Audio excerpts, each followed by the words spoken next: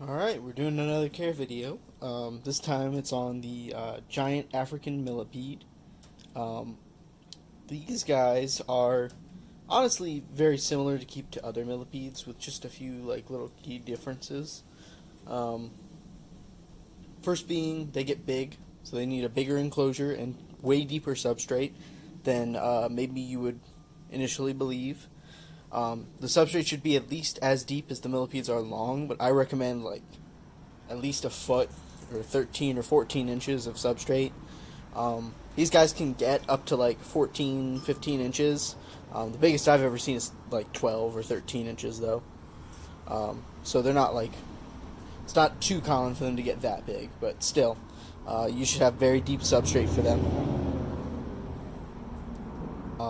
So for the substrate, it's about I would say 50% compost, vegetable-based compost. I make it myself with just vegetables, veggie scraps and stuff from my house, so I know exactly what's in it.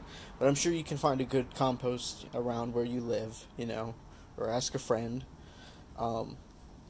Then I would say about 25% of it is rotting wood chunks, so good quality rotting wood, stuff that would crumble in your hands.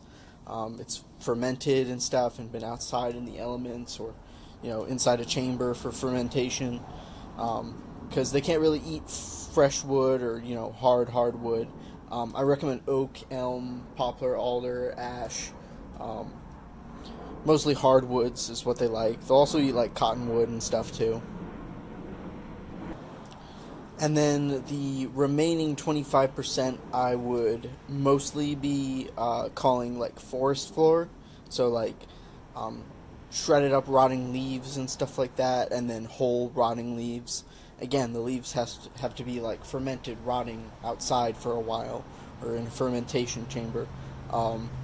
Fresh leaves won't work, or even dried leaves, ones that fall immediately. No, they got to be on the ground for a while, good and rotted. This tub right here is for my largest two adults. I have a tub full of smaller juveniles that I'm growing up, but these are for the adults.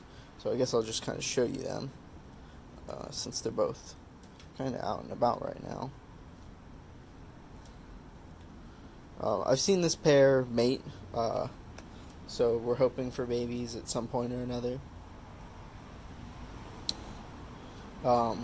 Yeah, they'll go underground. So I'll explain kind of breeding them a little bit, I guess. When it comes to breeding these, you kind of need to simulate the dry season and then the monsoons. Back in the day, gigas used to be really easy to breed.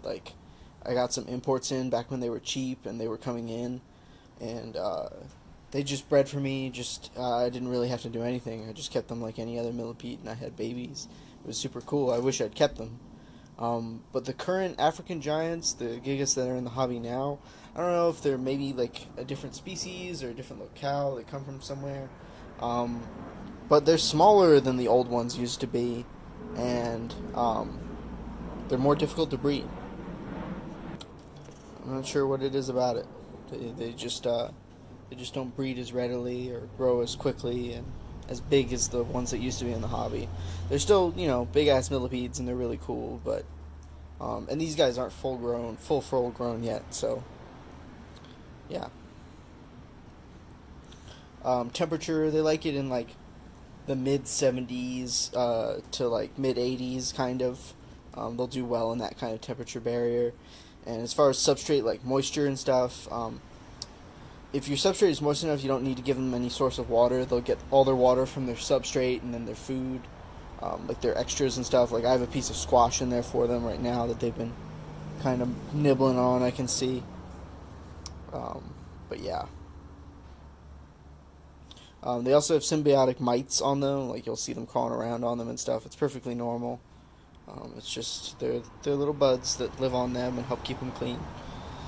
So if you see them, don't worry about them. As far as extra foods to feed them, you can feed them any kind of vegetables and stuff. Just about. I like squash and pumpkin because it doesn't rot very quickly, and they seem to really dig it. Lots of good complex sugars and stuff in there for them. Yeah, like I said, with breeding them, you kind of need to replicate the monsoons and the dry season. Typically, the dry season or the monsoon is in the summers, and then it's drier during the winters. At least here, that's what I would be doing.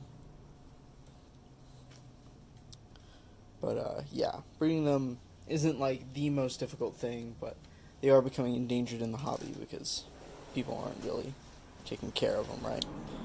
But yeah, that's about all the information I have on these guys. There really isn't that much to them. They're millipedes, you know, and they're kept like most other millipedes, by and large.